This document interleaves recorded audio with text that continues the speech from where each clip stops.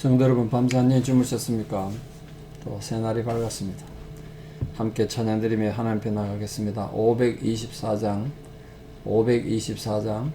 예전 찬송 313장입니다. 524장 예전 찬송 313장 갈 길을 밝히 보이시니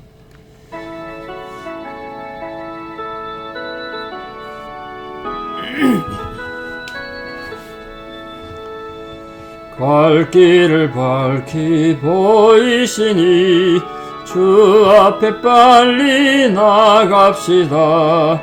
우리를 찾는 구주 예수 곧 오라 하시네. 죄악 벗은 우리 영혼은 기뻐 뛰며 주를 보겠네. 하늘에 계신 주 예수를 영원히 섬기리. 우리를 오라 하시는 말 기쁘게 듣고 순종하세. 구주를 믿기 지체 말고 속속히 나가세. 죄악 벗은 우리 영혼은 기뻐 뛰며 주를 보겠네. 하늘에 계신 주 예수를 영원히 섬기리. 주 오늘 여기 계시오니 다 와서 주의 말씀 듣세. 듣기도 하며 생각하니 참 진리시로다. 죄악 벗은 우리 영혼은 기뻐 뛰며 주를 보겠네. 하늘에 계신 주 예수를 영원히 섬기리. 아멘. 함께 신앙 고백 드리겠습니다. 나는 전능하신 아버지 하나님 천지의 창조주를 믿습니다. 나는 그의 유일하신 아들 우리 주 예수 그리스도를 믿습니다.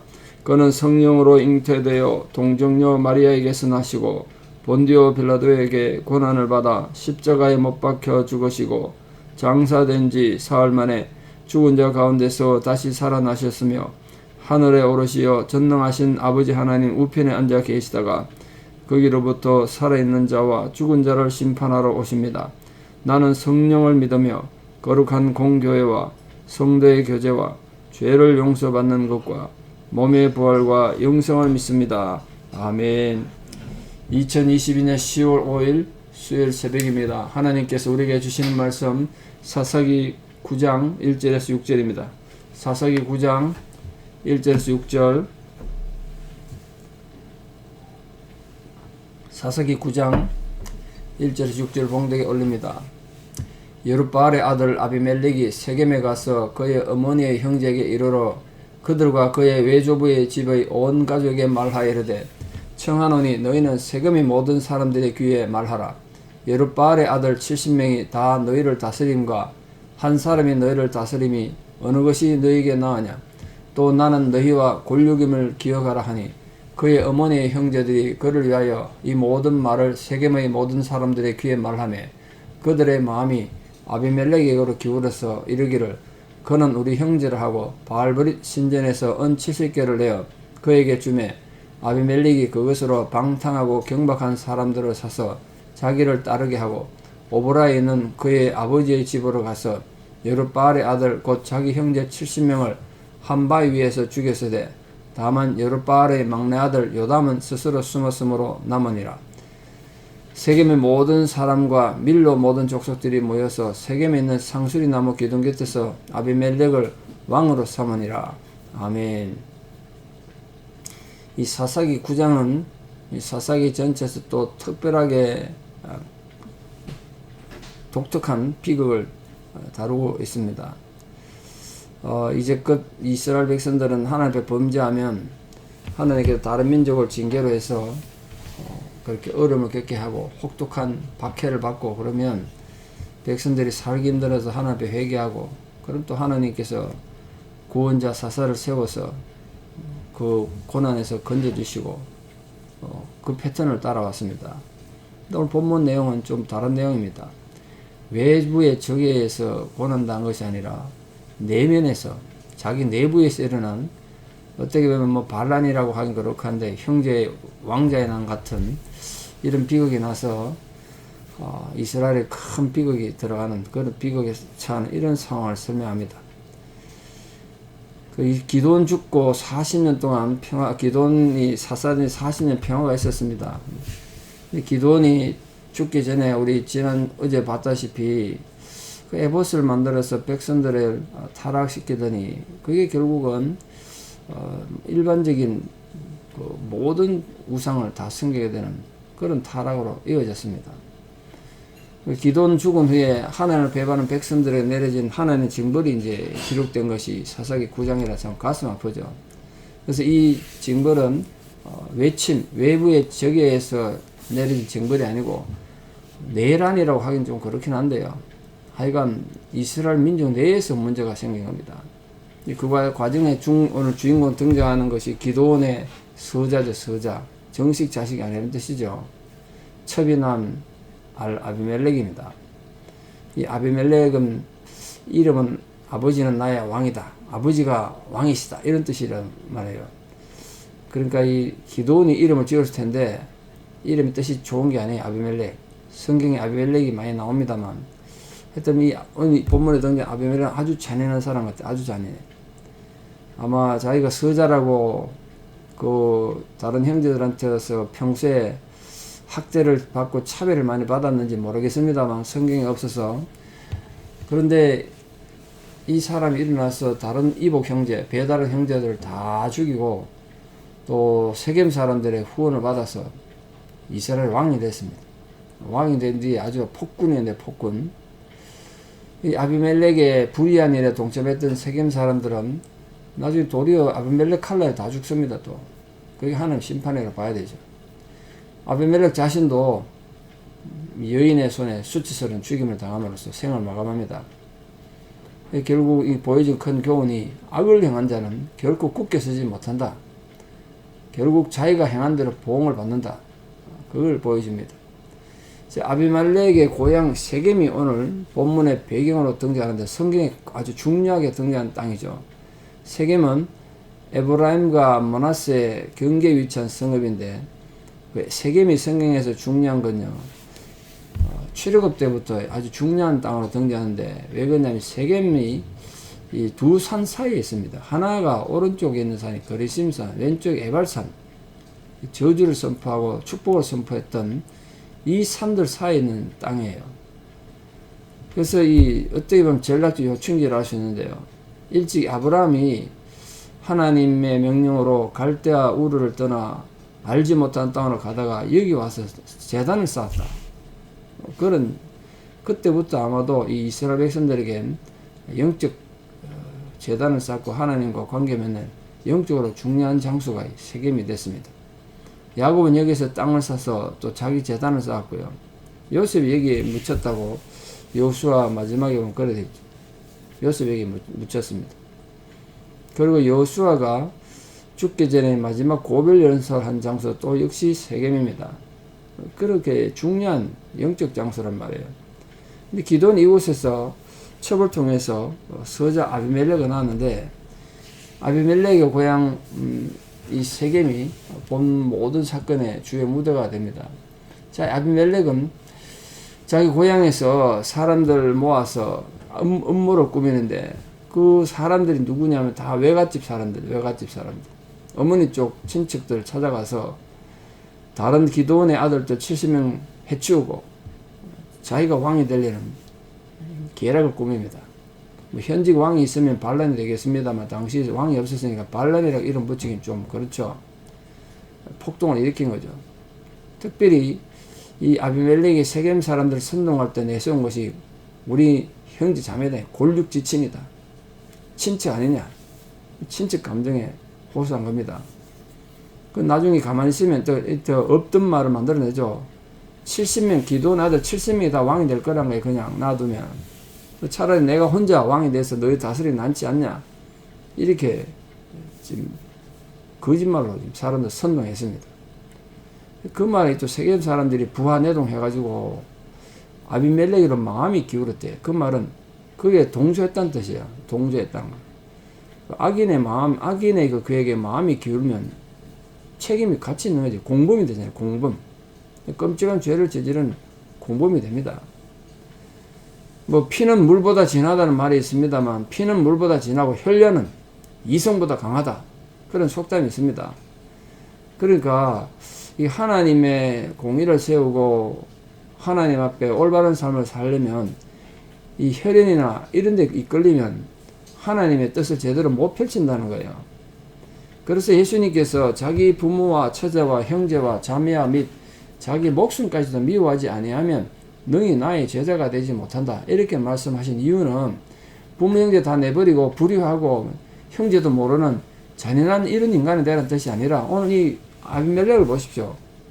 불의를 행할 때 형제를 내세웠어요. 형제를 내세웠어요. 근데 그걸 형제를 내세워 버리니까 이성도 없고 도덕도 없고 정의도 없고 그렇지 않습니까? 예수님께서는 정말 신앙인이 하나님 백성답게 살고 예수님 제자답게 살려면 그런 혈연 관계에도 불구하고 정의와 진리를 선택할 줄 알아야 되는 뜻이에요. 그래서 부모 형제를 뛰어넘어야 한다. 부모 형제 버리라는 소리가 절대로 아닙니다. 부모 형제를 미워하라고 그런다고 해서 불효하고 그런 뜻은 절대로 아니에요. 그 부분은 그렇게 오해하시면 안 돼요. 그런 부모 형제 같은 그런 인간관계도 뛰어넘어야 우리가 하나님 백성이 되고 예수 제자가 될 수 있다는 거예요. 악을 행할 때 우리는 그걸 뛰어넘을 수 없지 않습니까? 봉쇄에. 근데 그걸 뛰어넘어야 된다고요. 그걸 지금 말씀하고 있는 겁니다. 세겜 사람들이 아비멜렉을 어떻게 도왔나 보십시오. 아비멜렉 얘기를 들어보니까 그럴듯하거든요. 자기들한테도 뭐 떡고물에 떨어질 것 같거든요. 자기 잘 아는 아비멜렉이 왕이 되면 그 밑에 신 한 자리 안 하겠습니까? 그래서 바알버릿이란 신당, 언약의 바알 이런 뜻인데 바알 신전을 말해요. 그 신당에서 아마 사람들이 돈을 갖다 바쳤겠죠. 헌금했겠죠. 거기 은 70개 그 군자금을 준 거죠. 군자금 아비멜렉이 줘가지고 아비멜렉은 그 돈을 바탕을 해가지고 요즘 말하면 조직 폭력배 같은 걸 고용한 겁니다. 깡패들을 고용해서 형제들을 살해하기 위해서 만반의 준비를 갖춘 거죠. 바알버릿이란 말은 언약의 바알이라는 뜻인데 당시 세겜에 그게 있었다는 걸 보면 세겜 사람들이 하나님을 버리고 이제 본격적으로 바알 우상을 숭배했다. 그만큼 타락했다는 뜻이에요. 은 70개는 은 73개를 말하니까 70형제를 살해한 고용했던 이 건달패들을 고용했는데 사람 한 명당 한 3개씩 살인 청부했다 이런 셈이 되겠죠. 결국 아비멜렉과 이 세겜 사람들은 이 우상에게 바쳐진 부정한 돈을 매개를 해가지고 그걸 수단으로 해서 불량배를 매수해서 무지한 친족들을 죽이는 가증한 죄를 중복해서 저질렀습니다. 아비멜렉은 그 형제들 어떻게 살해했나 보십시오. 이 돈으로 매수한 이 불량배들 자경단이 자경단 자기들 스스로 만든 무력단체 이걸 이끌고 아버지 고향인 오브라로 가서 형제 70명을 한반석에서 해치웠대요. 사실은 기돈의 아들이 70명인데 아비멜렉과 살아남은 요담을 제외하면 정확히 68명이겠죠. 68명이 죽었습니다. 그걸 뭐 통칭해서 그냥 70이라는 표현을 집합적으로 쓴다고 이해하시면 되겠습니다. 근데 한 바위에서 죽였다는 게 뭔 뜻일까요? 한 바위에 죽였다는 말은 일단 이 형제들을 다 붙잡고 체포한 뒤에 공식적으로 사형 집행했다는 뜻이에요. 바위에다가 한 명씩 한 명 데려다가 목을 잘랐다는 뜻이에요. 정권을 탈취하기 위해서 숙청행위를 했다는 겁니다. 이런 친족 살인을 통해서 정권 탈취하는 건 성경에도 많죠. 여러 번 등장합니다. 그럼 인류 역사나 뭐 현재 독재국가에는 숱하게 일어나는 거죠. 그래서 마키아벨리 군주론을 보면 그 권력의 맛은 꿀맛 같아서 부모 자식 간에도 나눌 수 없다고 그런 말이 나오는 거 보면 참 인간의 비극이 또 인간의 악함이 인류 역사에 뜨겁게 수치스럽게 흐르는 거죠. 성경에 이런 내용이 있을 정도니까. 자, 아비멜렉이 어디서 왕이 됐나 보십시오. 세겜에서 또 밀로 백성들과 함께 세겜에는 상수리 나무아래서 왕이 됐습니다. 세겜은 아는데 밀로는 세겜 근처에 있는 마을인데요. 원래 이 지명이 이름 베트밀로입니다. 베트밀로, 밀로의 집이라는 뜻이에요. 그 아비멜렉이 자기 형제들을 이렇게 잔인하게 죽이고 세겜의 왕이 된 건 미디안을 영광스럽게 이긴 후에 왕이 되달라고 백성들이 기도원에게 요청했지 않습니까? 근데 기도원은 그걸 완전히 거부했죠. 그 완전히 대주되는 거죠. 그러니까 가슴 아픈 건 세겜은 아브라함 이래로 이스라엘 백성들에게는 어찌 보면 종교적 성지였는데요. 그 거룩한 곳이었는데 그곳에서 이렇게 끔찍하게 피를 흘린 숙청을 일으키고 악을 행해서 이 아비멜렉이 왕이 되는 가슴 아픈 일이 일어났다. 근데 왜 이런 일이 일어났느냐? 그게 이제 기도원 사사되고 40년의 평화가 있고 기도원 죽고 난 뒤에 기도원 살았을 때도 뭐 시작됐습니다. 이미 하나님 앞에 이스라엘 백성들이 악을 행하고 또 우상 숭배하고 하나님을 설득했다는 거예요. 거기에 대한 징계적 사건입니다. 이게 징계적 사건. 이번에는 다른 민족에 의해서 이스라엘이 고난당한 것이 아니라 같은 민족에서 그것도 남이 아닌 기도원의 서자를 통해서 이렇게 피비린내 나는 고통을 겪음으로써 이스라엘 백성들이 하나님 앞에 회개하고 돌아와야 했던 겁니다. 그러면 오늘도 우리 살아가는 모든 삶 속에 하나님은 우리 모든 삶의 역사에 관심이 있으십니다. 하나님 사건은 결코 우연이 없으니까 우리 모든 성도님들이 삶의 모든 현장에서 하나님과의 아름다운 관계, 바른 관계를 맺음으로써 오늘도 우리는 하나님 예비하신 놀라운 축복을 받아 누리는 복된 성도들 다 되시기를 진심으로 축원합니다. 기도드리겠습니다. 인류 역사의 주인이 되신 아버지 하나님, 오늘 아비멜렉의 이 험악한 악한 범죄를 우리가 보았습니다. 그가 하나님을 경외하지도 않고 하나님을 인정하지도 않는 악한 인간이어서 우상 숭배자여서 자기 친족 70명을 쳐 죽이고 또 우상에게 바쳐진 그 돈을 매개로 해서 이렇게 악을 행하여 스스로 몸을 높여 왕이 됐습니다. 그러나 그 역시 비참한 생을 마감했는데 하나님께서 오늘 우리에게 주신 이 말씀을 통한 교훈이 우리에게 바르게 이해되어지고 또 우리 삶에 바르게 실천되는 은혜가 있게 하여 주시옵소서.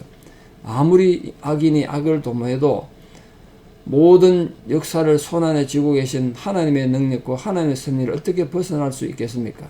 악인이 아무리 악을 도모해도 어떻게 하나님의 섭리와 의를 무너뜨릴 수 있겠습니까? 우리가 그것을 믿고 이렇게 억울한 일 당할 때도 좌절하거나 절망하거나 분노만 하지 말고 정말 하나님의 의를 이루어가면 귀한 백성들 다 될 수 있도록 주께서 은혜에 은혜를 더하여 주시옵소서. 우리 모든 성도님들의 형편과 처지를 주께서 돌아봐 주시고 특별히 지금 수술 후에 회복 중이고 또 이렇게 오래된 질병으로 고난당하시는 모든 성도들 마음에 아버지 하나님의 구체적 위로와 격려가 함께하여 주셔서 이 하루도 복된 하루를 지나는 은혜가 있게 하여 주시옵소서. 이제는 우리 주 예수 그리스도의 은혜와 하나님 아버지의 만극하신 사랑과 성령님의 위로 교통 역사하심이 진실로 하나님 앞에 순종하고 하나님을 경외함으로 하나님이 주기를 원하시는 하늘의 복과 땅의 복을 받아 누리고 사는 복된 하나님 자녀 되기를 소망하는 성도님들의 신앙을 고백 위에 또 우리 살아가는 모든 자녀들 삶 위에 이제부터 영원토록 함께 하시옵기를 간절히 축원하옵나이다. 아멘. 여러분 오늘 하루도 믿음으로 승리하시고 오늘 또 수요예배도 많은 참석 바랍니다. 감사합니다.